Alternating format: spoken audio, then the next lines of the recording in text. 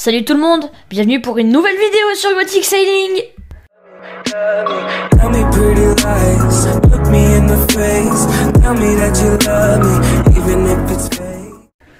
Aujourd'hui, comme promis la semaine dernière, on se retrouve pour la suite de la vidéo sur la carrière du professeur.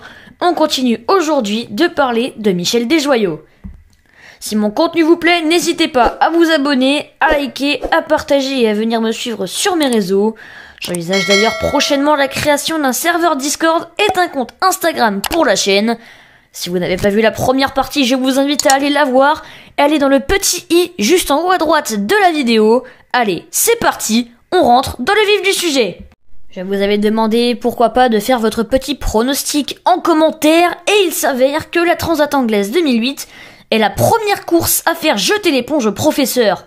En effet, un choc avec un cétacé entraîne une avarie de dérive au niveau de la coque. Ne préférant prendre aucun risque en vue de l'échéance Vendée Globe en fin d'année, alors qu'il reste la moitié de l'épreuve à faire, le professeur décide d'abandonner et de ramener le bateau en France pour réparer. Son bateau est réparé à temps pour l'échéance phare de son épopée, le Vendée Globe.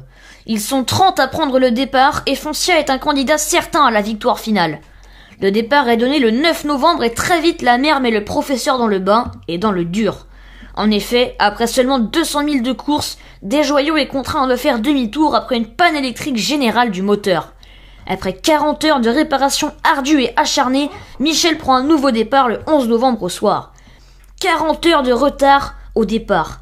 Une montagne immense, quasiment impossible à gravir. Et Mijdej le sait. Il faut remonter le plus possible, mais il n'a quasiment aucun espoir d'arriver premier au sable dans 3 mois.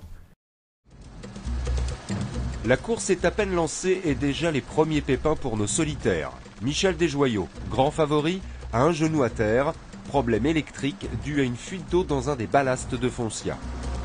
Ça m'énerve un peu parce que au classement de 4h du matin, j'avais vraiment fait un joli coup sur mes ponts suivants et parce que ça aurait été pas mal. Donc ça allait s'augurer des choses derrière, donc on s'en partira dès que ce sera réparé et puis voilà quoi. Puis on essaiera de partir à la pêche et à la chasse à ceux qui sont pas.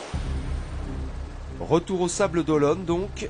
Desjoyaux croisera Dominique Vavre, le Suisse, premier à ouvrir le bal des fortunes de mer, est reparti hier soir, laissant le ponton libre à son compatriote Bernard Stamm. Le 18 novembre, une semaine après son nouveau départ, Michel Desjoyaux est à 670 000, le leader de la flotte. Néanmoins, il maintient des vitesses élevées, profitant de conditions clémentes et agréables et des récurrents abandons pour grappiller des places. Et la remontée est enclenchée. Impossible n'est pas Desjoyaux. Peu à peu, Michel réapparaît. 15e, 10e, 8e, 6e. Tout est avec le professeur. Conditions favorables, abandon en série en tête de flotte, décalage parfait dans l'anticyclone de Sainte-Hélène qui lui offre une aide considérable après l'avoir bloqué 8 ans plus tôt. L'impossible est en passe d'être réalisé. Le 12 décembre, après 33 jours de course, il pointe en 2e position à 39 000 du leader Jean-Pierre Dick, qu'il dépasse 4 jours plus tard, ainsi que Mike Golding, profitant d'une avarie de safran sur Birbach Paprec 2 et du dématage des Cover 3. La remontée de Desjoyaux est phénoménale, ahurissante, insensée, impossible. Et pourtant, il l'a fait. De jour en jour, le professeur donne des leçons à ses poursuivants et son écart en tête grandit considérablement. Un seul résiste à son rythme infernal, son grand ami, Roland Jourdain. Ils passent le Cap Horn tous les deux le 5 janvier, après 56 jours, 15 heures et 8 minutes de course pour Mijdej. Pourtant, il dévoilera avoir échappé de justesse à la perte totale d'un safran le jour de Noël. Alors que la presse est au chevet de Jean Le Cam, qui a fait naufrage le 5 janvier au large du Cap Horn, et de son sauveur Vincent Rioux, qui a jeté l'éponge aussi suite à un dématage causé par la perte d'un outrigueur lors du sauvetage, Desjoyaux et Jourdain ont perdu 2 de leurs concurrents principaux. Mais voilà désormais le bisut breton Armel Lecléache et son bateau Briter qui rentrent dans la danse. Malgré le bel écart que possèdent les 2 premiers, le Finistérien peut donner quelques sueurs froides à un Roland Jourdain qui perd sa quille le 29 janvier. Il abandonne le 2 février et même s'il est triste pour son ami, Desjoyaux le sait, il va devenir le premier double vainqueur du Vendée Globe. Cela se confirme le 1er février. Michel Desjoyaux coupe la ligne d'arrivée en première position après 84 jours, 3 heures et 9 minutes d'une course absolument monumentale. Malgré ses 40 heures de retard le 11 novembre, il l'emporte, devient le premier skipper de l'histoire à remporter 2 fois le Vendée Globe et améliore le temps de référence de Vincent Rioux d'un peu plus de 3 jours. Sa performance est ahurissante et son dauphin, Armel Lecléache, n'arrive qu'une semaine plus tard. Un des plus grands exploits de la voile française. Pour Foncia, Michel Desjoyaux, vainqueur du Vendée Globe. Bravo Michel. 84 jours, 3 heures et 9 minutes. Voilà le nouveau temps à battre. Déjà vainqueur en 2001, Michel Desjoyaux a placé la barre très haute en coupant la ligne ce dimanche 1er février à 16h11 minutes. J'ai toujours été dans l'action, j'ai toujours fait avancer mon bateau. Je me suis toujours dit, de toute façon, le Vendée Globe, la route est longue. Et puis, de toute façon, je suis au départ, j'ai un problème, on le résout et je repars. Et puis, de toute façon, le bateau, il est entier, je vais faire le Vendée Globe. Et puis l'histoire sera l'histoire, quoi. Et puis, l'histoire, elle est même pas belle, elle est trop belle, quoi. C'est incroyable. Ses adversaires sont très loin, à plus de 1300 milles des Sables d'Olonne. Sa vitesse sur l'eau, tout simplement époustouflante. 14 nœuds de moyenne sur la distance réellement parcourue pendant ce tour du monde. Moi, ce que je retiens, c'est pas les 12 à l'arrivée, c'est surtout les 30 au départ. Après, il y a la course, il y a la difficulté. On sait que le Vendée Globe, c'est dur. On l'a vu, peut-être pas avec la dernière édition, peut-être pas avec l'édition précédente, mais avec celle d'avant. Voilà, c'est la course la plus dure qui existe, tout simplement. Donc c'est normal qu'on ne soit pas très nombreux sur la ligne d'arrivée. Déjà vainqueur des plus belles transats, de la solitaire du Figaro, la machine Desjoyaux a fonctionné à plein. 13 personnes ont travaillé sur ce projet aujourd'hui gagnant. J'ai toujours dit que 80% du résultat se fait avant le départ, dans les choix, dans le travail en amont, dans l'équipe, dans l'organisation, dans tout ça. Dans la sérénité aussi, dans l'expérience que j'ai eue dans les navigations qu'on a fait avec le bateau. Mais aussi avec les autres bateaux avant, c'est plein de choses, quoi. Et puis bien sûr, il y a les 20% qui restent, qui sont la compétition elle-même, la course elle-même.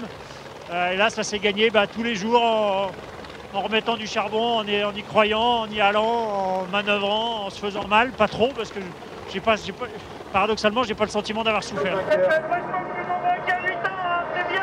Du monde sur l'eau, une foule impressionnante massée le long des jetées du chenal. Michel a eu droit à son arrivée triomphante, encore plus belle et émouvante que dans ses meilleurs souvenirs.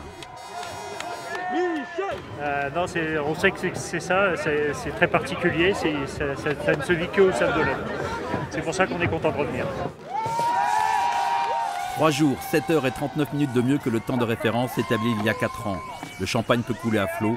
La première nuit à terre de Michel risque fort d'être une nouvelle fois sans sommeil. Auréolé de son nouveau statut, Michel prend en 2009 sur le lac Léman, en Suisse, le départ du Bol d'Or Mirabeau sur le Décision 35 Foncia, catamaran, avec Alain Gauthier, dans la peau du tacticien. Et devinez quoi ? Il gagne. Cette même année, il participe sur l'IMOCA Foncia à la première édition de l'Istanbul Europa Race, un tour de l'Europe en équipage. Et c'est encore et toujours un triomphe. En 2010, le désormais légendaire Foncia est mis en vente et acheté par le duo de skippers espagnols Javier Fernandez et Iker Martinez. Mais contre toute attente, il reste dans le domaine des monocoques. En effet, conçu par le cabinet d'architectes VPLP Verdier, Foncia 2 est construit pour que le skipper participe à la Route du Rhum 2010 et à la Barcelona World Race 2010-2011, puis il sera revendu afin de financer la construction d'un mode 70, trimaran monotype de 70 pieds.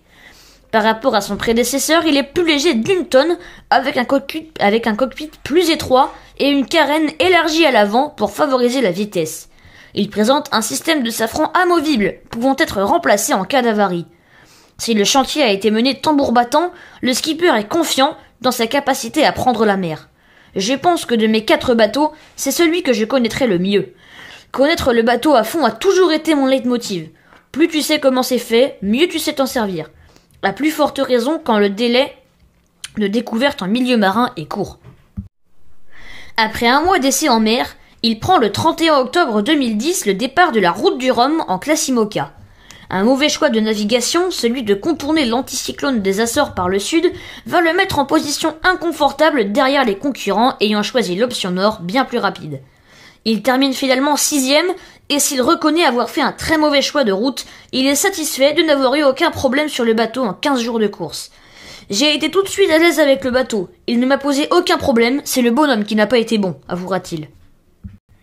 Un mois et demi après la route du Rhum, le 31 décembre 2010, Foncia 2 est d'attaque pour entamer la Barcelona World Race, un tour du monde sans escale et sans assistance en double.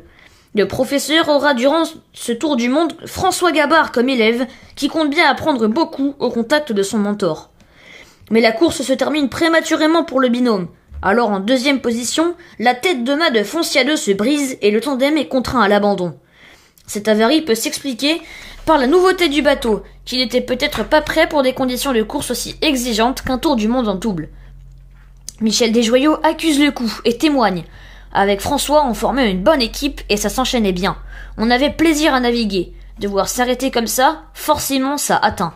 Il se trouve qu'en plus j'ai passé énormément de temps, j'ai engagé énormément d'énergie sur ce bateau. Alors arrêter une course dans de telles conditions ne peut pas être satisfaisant. Je l'ai vécu difficilement. C'est la première fois que Michel Desjoyaux brise son mât en 25 ans de course au large. Un amer goût d'inachevé s'est emparé du skipper. Actuellement, je n'ai pas d'explication. Quand on fabrique un bateau, ce n'est pas pour le casser. Promesse tenue. Après révision complète, le bateau est revendu au team Banque Populaire et Armel Lecléache en vue du Vendée Globe 2012 et Michel retourne au multicoque. Prologue au trimaran. De mai à septembre 2011, il dispute pour la première fois le circuit catamaran Décision 35. Avec 3 victoires et plusieurs places sur le podium, il renoue avec le succès en remportant l'édition 2011 du Vulcan Trophy, le championnat de Décision 35 du lac Léman. Depuis 2011, Michel Desjoyaux préparait son retour en multicoque. Voilà qui est fait. Le professeur s'engage sur le tout nouveau circuit trimaran Mode 70, des monotypes de 70 pieds, avec son trimaran Mode 70 Foncia. Alors qu'il n'envisage pas de participer au prochain Vendée Globe, il dispute et remporte, on ne change pas une équipe qui gagne, la 2e édition de l'Armen Race. Il participe au nouveau circuit Mode 70 avec son trimaran océanique et termine 3e de la première épreuve, la Chris Ocean Race, début juillet 2012. Il remporte ensuite l'Artemis Challenge, le tour de l'île britannique de White, en équipage, en 2 heures, 21 minutes et 25 secondes, battant de 12 minutes le temps de référence établi en 2001 par Steve Fawcett. Malheureusement, le lendemain, Foncia annonce la fin de la collaboration avec Michel Desjoyaux pour fin 2012 en raison d'une modification de sa politique de communication. En plus, le circuit Mode 70 apparaît très vite comme incomplet, et faute de vraies courses et donc d'affrontements, Foncia et Veolia, Roland Jourdain, se retirent. Les trimarans de 70 pieds sont certes très puissants, mais aussi trop étroits, et donc dangereux. 2 spécialistes du multicoque, Loïc Perron et Sidney Gavinier, estiment au départ de la route du Rhum 2014 que le bateau a une chance sur 2 de chavirer. Le circuit Mode 70, mort avant d'être né, sombre au fond des abysses de la course au large. Et Michel Desjoyaux quitte Foncia sans avoir vraiment pu se mesurer aux autres trimarans. En 2019, après une très longue période d'arrêt, il participe à sa dernière saison de course au large en Figaro Beneteau 3. Suite à la sortie du nouveau monotype de Beneteau, premier monocoque à foils de série au monde, beaucoup de légendes de l'épreuve reviennent pour faire l'expérience. À l'image notamment de Loïc Perron, Armel Lecléache, Yann Eliès et donc Michel Desjoyaux. Un retour aux sources avec l'épreuve qu'il aime tant, la solitaire du Figaro. À bord de l'Humibird, il termine 8e de l'édition en 4 jours, 3 heures, 59 minutes et 41 secondes, à seulement 24 minutes et 33 secondes du premier, Johan Richomme, qui remplace Charles Caudrelier, au terme d'une édition extrêmement serrée. Un retour aux bases qui met un point final à la carrière gorgée de succès de l'une des plus grandes légendes de la voile. Voilà, cette vidéo est déjà terminée, j'espère qu'elle vous a plu, en tout cas moi ça m'a énormément plu d'être avec vous. Si vous aimez mon contenu, n'hésitez pas à vous abonner, à liker, à partager, à activer la petite cloche des notifications pour être au courant de toutes mes prochaines vidéos et à venir me suivre sur mes réseaux. Et sur ce, moi je vous dis à la semaine prochaine, c'était Gothic, ciao ciao, bye.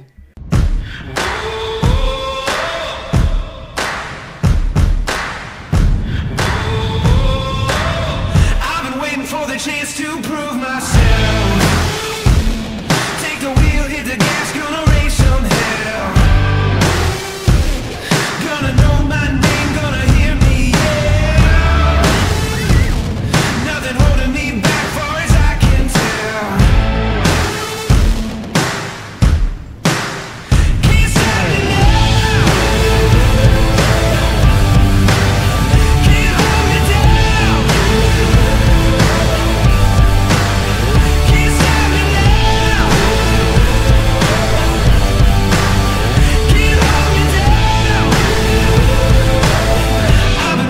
the chance to